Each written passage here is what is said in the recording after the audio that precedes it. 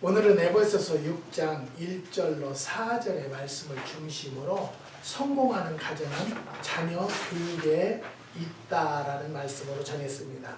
오늘 본문의 4절에 보니까 또 아비들아 너희 자녀를 노엽게 하지 말고 오직 주의 교양과 훈계로 하나님의 말씀으로 양육을 하라는 명령이었습니다. 우리 민족의 부모들은 자녀 교육하면 학식만을 중요시하고 인성이나 예의는 중요하게 생각하지 않기 때문에 자녀들이 부모를 필리핀에, 베트남에 버리는 기사가 종종 보게 되는 것입니다. 한국이 예의 범절의 국가라고 하는데 그런 말은 없어진 지가 오래된 것 같습니다. 그래서 어른 공경법을 모르는 자녀가 거의 태반이 되고 만 것입니다. 오늘 본문에 아버지와 어머니를 공경하라는 것이 첫 계명인데 모든 부모들은 자녀들에게 어른 공경하는 법을 교육하지 않고 자식 공경법의 첫 계명이 되어 있습니다. 제가 수년 전에 한국에 집회를 다니면 집회가 이제 오전 예배가 끝나고 점심 식사를 하러 식당을 갑니다. 그러면 얼마나 정신이 하나도 없는지 몰라요. 뭐 정말로 먹는 것이 입으로 들어가는지 코로 들어가는지 몰라요. 그래서 내가 한마디 한다고 하면은 그 같이 먹는 장로님, 목사님, 집사님들이 목사님 하지 마세요, 하지 마세요. 그게 쌈나요, 하지 마세요. 그래서 하다 말아요. 그런데 이 미국은요, 식사하는데 아이들이 너무 시끄럽게 하면은요, 매니저를 불러요. 그래서 너무너무 이게 시끄러워서 우리가 밥을 먹을 수가 없다. 그러니까 좀 조용히 시켜라. 그러면 당장 굉장히 조용히 시켜요. 그렇게 하고 미국의 식당은 한쪽에 저 놀이터를 만들어 놔가지고 거기 시끄럽게 하든 말든 그냥 그렇게 하는데요. 여기 한국은요, 자기 자식들이 최고예요. 그래서 그 자식들에게 조용히 하라고 했다가는 그 판에서 대판으로 싸움이 난다는 거예요. 그런 식으로 교육을 시켜서 나는 요즘에 깜짝 놀라는 것은요, 아빠 찬스라는 것이 있어요. 아빠 찬스. 아빠가 장관이나 교수가 되면은요, 그 자식들은 대학교도 들어가고 안 되는 것이 없어요. 그런 식으로 자식을 교육시켜서 그 자식이 어떻게 훌륭한 사람이 되겠다라고 생각하는지 그걸 나는 물어보고 싶어요. 사랑하는 성도 여러분, 우리는요, 자식 공경법이 첫 계명이 된 것이 한국이라는 것을 참 한탄스럽게 생각을 해야 된다는 것을 우리는 알아야 됩니다. 땅에서 잘되고 장수하게 하는 비결이 무엇입니까? 교육 때문에 기러기 아빠가 생기고 자녀 교육 때문에 조기 유학을 보냈는데 그런 자녀, 잘된 집 자녀 별로 못 보았습니다. 여러분, 자식들을 유학시킨다고 무조건 잘 되는 것이 아니에요. 제가 한참 미국에 들어와서 한국에 집회 다닐 때는요, 한 번에 3-4명씩 유학을 내가 열어줬어요. 길을요. 그런데 한국에서 공부 못 오는 애들만 데리고 오게 된 거예요. 그러다 보니까 제가 봤을 때는요, 유학을 다 실패봤어요. 공부를 하려고 하는 아이들을 데려와야 돼요. 그래서 공부를 시켜야 돼요. 그런데 이런 아이들은 그냥 한번 유학을 보내면 어떻겠는가. 그래서 그러면 한번 내가 열어보겠다고 그래서 참 많이 데리다가 놨어요. 요즘에 제가 유학을 데리고 온 학생 하나가요. 학생은 아니죠. 지금 이제 결혼도 하고 그런데 사업을 하는데 사업이 잘 돼요. 근데 오늘 또 식대비라고 보냈더라고요. 왜? 황 목사님 때문에 유학을 와서 그 아이는 잘 됐어요. 뭐 공부를 어디까지 했는지 저는 모르겠어요. 그런데 사업을 하는데 잘하고 있다라는 거예요. 그런데 거의가 유학을 와서 돈만 잔뜩 먹고 다 한국으로 다시 갔어요. 여기서 적응이 안 되고 출세를 못 하니까. 사랑하는 성도 여러분, 우리는 제가 다시 말씀드리는데요, 성공하는 가정은요, 자녀 교육이 잘 돼야 된다는 거예요. 자식들이 잘 돼야 그 가정은 성공을 한다는 것을 말씀을 드리는 것입니다. 우리 집 자녀는 별로 보지 못했다는 거죠. 초기 유학을 보낸 가정들 보면은요. 자녀 교육 때문에 청춘 버리고 자녀를 위해서 가정 도우미를 한다는 성공을 했습니까? 자녀 교육을 시켜서 도우미까지 하고 그 정도로 해서 기러기 아빠까지 해서 교육을 시켰는데 잘 됐느냐고요. 다시 한번 말씀드려요. 자녀 교육은요. 들나무는 떡잎부터 알아본다고요. 될 놈을 교육을 시켜야 돼요. 유학도 보내고 교육을 시켜야 된다는 거예요. 안 될 놈이면 그냥 일찌감치 신업고등학교 보내서 기술적으로 기르는 것도 나쁘지 않다라고 저는 생각을 합니다. 저는 학식 교육보다는요. 첫째 교육이 인성을 저는 굉장히 중요하게 생각을 하고요. 중요하다고 생각을 합니다.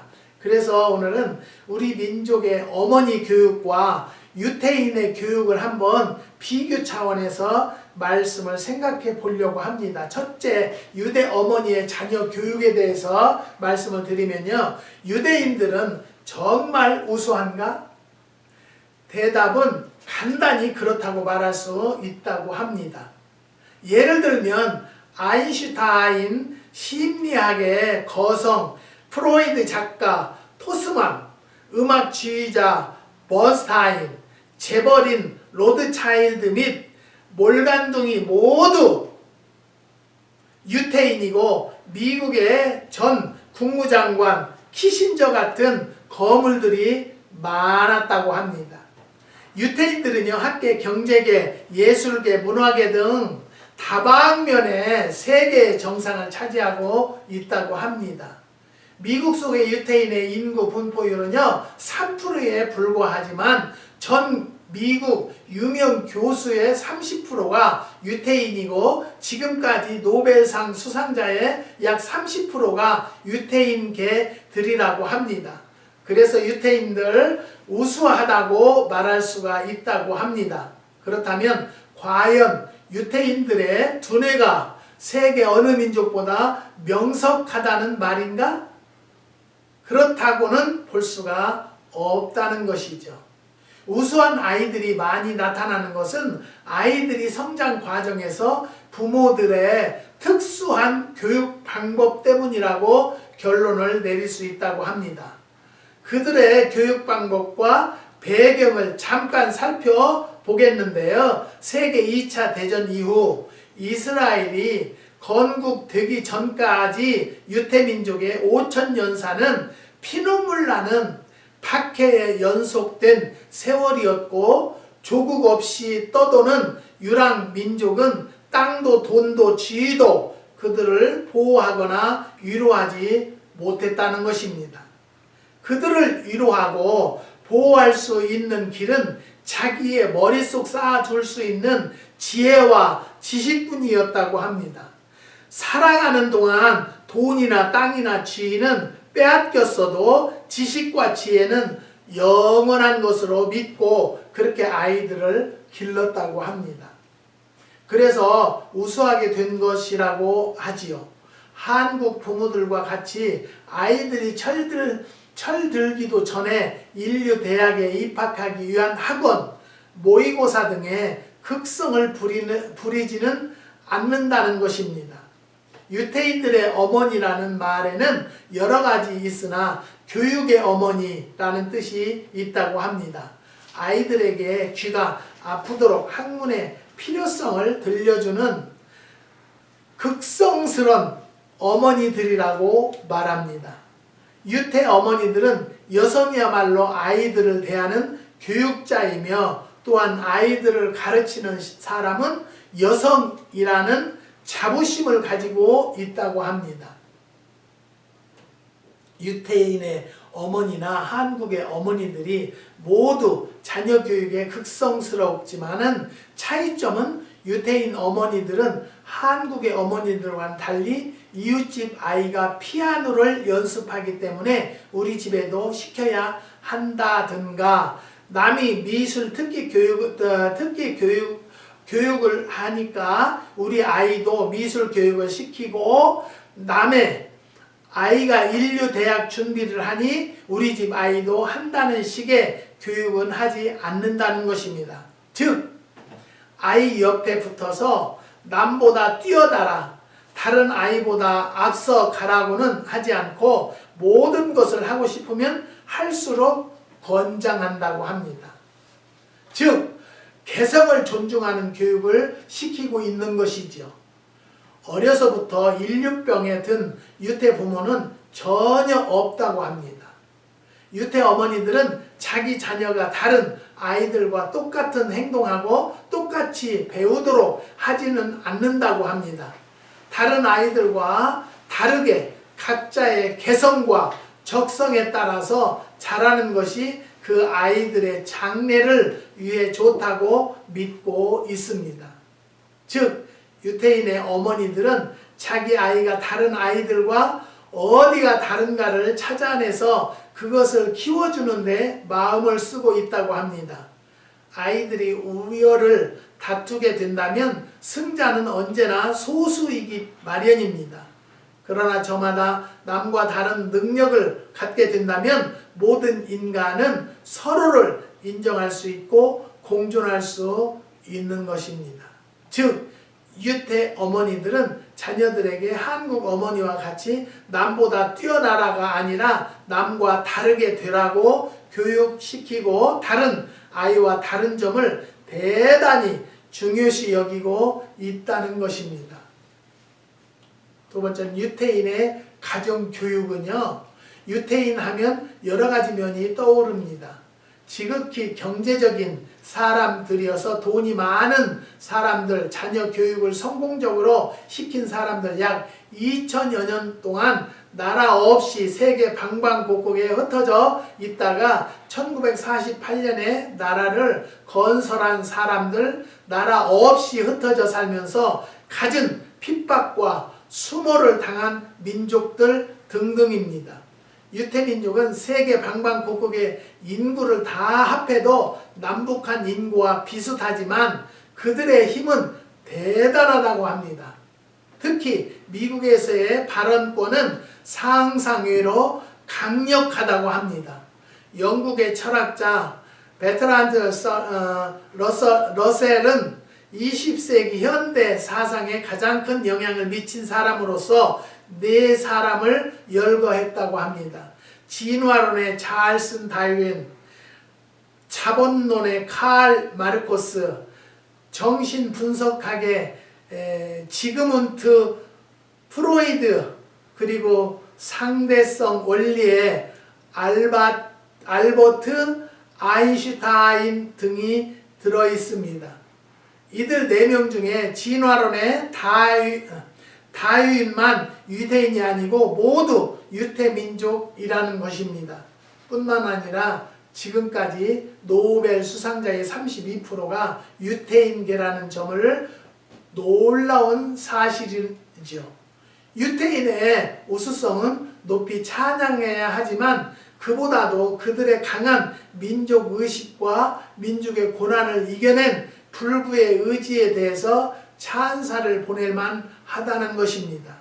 약 2000년 동안 나라 없이 방황 생활을 하는 이산 생활 속에서도 민족의 의식에 계승되고 신앙을 지켜온 것, 유태 민족을 위대한 민족으로 키워온 것은 교육의 힘입니다. 특히 가정교육의 힘이라고도 할 수가 있는 것이죠.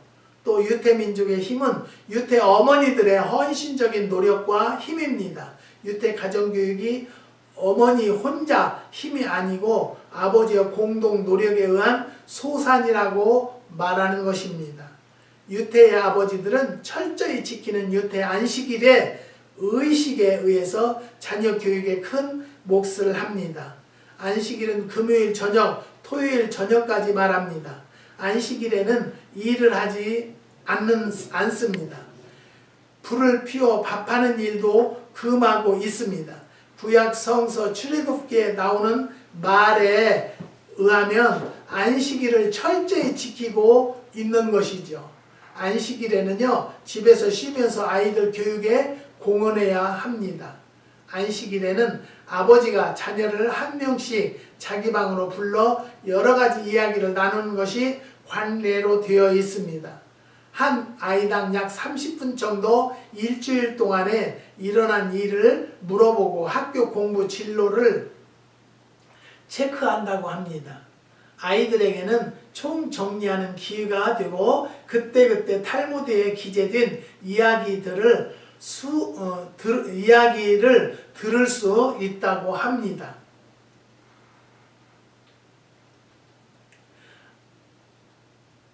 이것이 성장에 큰 도움이 된다고 합니다. 유태 가정에서의 아버지 권위는 절대적입니다. 아버지 의자가 마련되어 있고 이 의자는 아이들이 감히 앉을 생각을 못하는 아버지의 권위의 상징이라고 합니다. 그런데 지금 한국의 아버지의 권위는 어디에 와 있습니까? 완전 바닥에 있지 않는가요? 유태의 아버지는 성소와 탈무드를 자녀들에게 가르칩니다. 아버지는 아무리 바빠도 안식일에 자기 임무는 빠뜨리지 않는다고 합니다. 아버지와 토론하고 배우는 시간에 자녀들은 유태의 전통과 사상 그리고 이념을 익히고 유태인의 의식과 긍지를 얻고 민족이 살아갈 지혜를 터득한다고 합니다. 유태민족의 순환과 시련을 의지로 극복할 수 있는 것은 유태 아버지들의 민족 교육과 신앙 교육의 힘이라고 할 수가 있는 것입니다. 그런데 우리 민족들은 수치스럽게 알고 한국이라는 것을 숨기는 교육을 시키고 있다는 것입니다. 지금은 그런 일이 없지만 과거에는 한국 사람들이 여기 와서는 한국말을 못하게 하고요. 한국 사람이라고 하지 말라라는 교육을 시켰다고 합니다. 근데 왜 그랬는지 저는 모르겠어요. 우리 한국 사람들이 좀 세계적으로 그냥 K-팝 같은 것이 노래 그런 것은 굉장히 유명해서 지금 여행이 열리면요. 한국을 1순위로 한다고 합니다. 그런데 한국에서는 그 사람들을 받아줄 만한 준비가 되어 있는가를 또 봐야 됩니다. 근데 제가 볼 땐 준비가 하나도 안 돼 있어요. 그래서 갑자기 여행객들이 들어닥치면 돈만 벌기 위해서 그 사람들 이면 체면도 없고요. 나라의 위신도 없다라고 저는 생각해요. 한국 사람들은. 사랑하는 성도 여러분, 우리는요. 한국의 백일민족이라고 그랬었죠. 지금은 그것도 이제 다 필요 없는 이야기들이에요. 얼마나 한국이 지금 어렵고 복잡하게 됐는가를 알아보셔야 됩니다. 사랑하는 성도 여러분, 우리는 하나님을 믿는다고 하면서도요, 정말로 본이 되지 못하는 삶을 살고 있다는 거예요. 유태인들의 가정교육은요, 그 사람들의 신앙을 얼마나 열심히 교육을 시키는지요.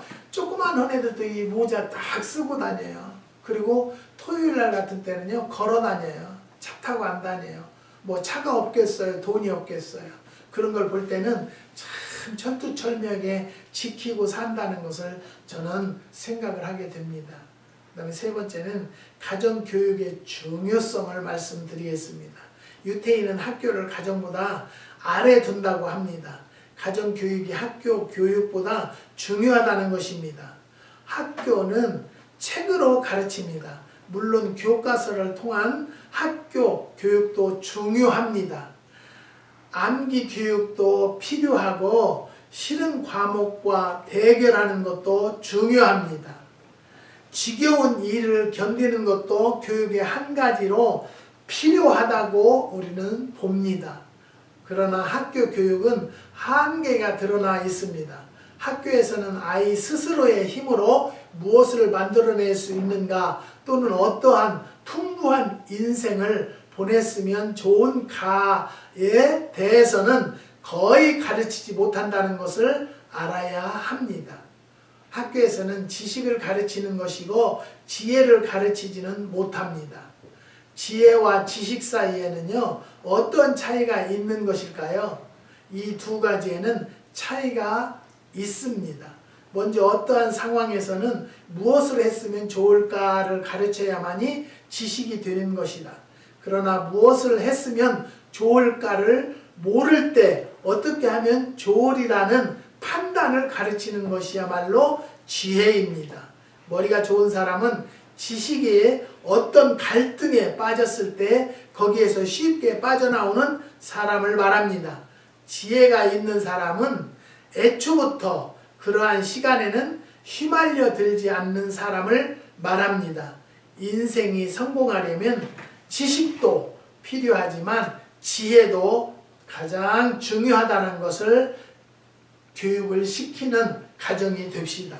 성공하려면 지식도 필요하지만 지혜도 필요하다는 것입니다. 지혜를 가르치는 것은 학교가 아니라 가정이라는 것입니다. 친절한 의미의 전인교육의 장은 학교가 아니라 가정이라고 봅니다. 지혜 쪽은 지식보다도 중요한 이유는 오늘 가르치고 있는 지식이 내일이면 바뀌어져서 고쳐질지도 모르기 때문입니다. 지식은 종종 변경되나 지혜는 변경됨이 없습니다. 유태인은 5000년 전부터 유태인의 지혜가 담겨져 있는 성전인 탈무드를 오늘에도 생활의 지침으로 읽고 있다고 합니다. 지혜는 판단력이라고 해도 무방합니다. 어떻게 지식을 구사하면 좋을까 가르치고 있다는 것이죠. 충분한 지식과 지혜를 가져야 합니다. 그렇기 때문에 학교에서는 지식을, 가정에서는 지혜를 가르쳐야 한다는 것이죠. 지식과 지혜 중에 어느 쪽이 먼저 배워야 하는 문제는 우선 지혜를 배워야 한다는 이론입니다. 지식은 후에 외우면 되지만 지혜는 외워서는 되는 것이 아닙니다. 지혜는 몸에 지녀야 하는 것입니다. 또한 지혜는 학교에서 가르칠 수가 없다고 봅니다. 이와 같이 지식을 얻는 학교와 지혜를 얻는 가정교육을 다른 것입니다. 지혜를 위한 가정교육의 중요성을 깨닫고 유태인들 가정과 같이 우리들도 가정교육을 잘 할 수 있도록 노력해 봅시다. 유태인들은 가정에서 지혜를 기도와 노래와 이야기를 통해서 아이들에게 가르친다고 합니다. 지식보다는 지혜가 앞선다는 것이죠. 여러분들은 어떤 교육을 우선으로 생각하십니까? 가정에서 지혜를 가르치려서 똑똑한 아이로 기르면요 스스로 공부도 하게 됐어요. 전 세계에서 아빠 찬스라는 것을 저는 한국에서 처음 들어봤어요. 아빠 찬스. 아빠가 어떻게 해서 잘 되고. 요즘에 저는 뭐 정치적인 이야기를 나한테 카톡을 하면은 저는 삭제하고 안 봐요. 보지도 않고 그 사람하고도 차단을 해요. 어떤 분은 나한테 막 여러 소리를 했어요. 정신적인 얘기를. 그래서 했어요. 죄송합니다. 나는 바빠서 이런 거 볼 새가 없으니까 나한테는 이런 걸 보내지 마세요. 그랬어요. 사랑하는 성도 여러분, 우리는요 내 양심은 올바로 가져야 돼요. 내 양심. 그런데 요즘에 한국에 당선된 당선자는 지금 장관들을 막 지금 계속 뽑잖아요. 그런데 어쩌면 전체적으로 문제가 다 있어요. 아빠 찬스를 쓴 자식들이 없는가 하면은 막 그 자식들을 출세시키겠다고 순전 불법으로 해놓은 것을 보고 이런 사람들이 정치를 하면 어떻게 하겠어요? 근데 제가 볼 때는요, 한국 사람들이 깨끗한 사람들이 별로 없는 것 같아요. 거기에 나오는 것을 보면은.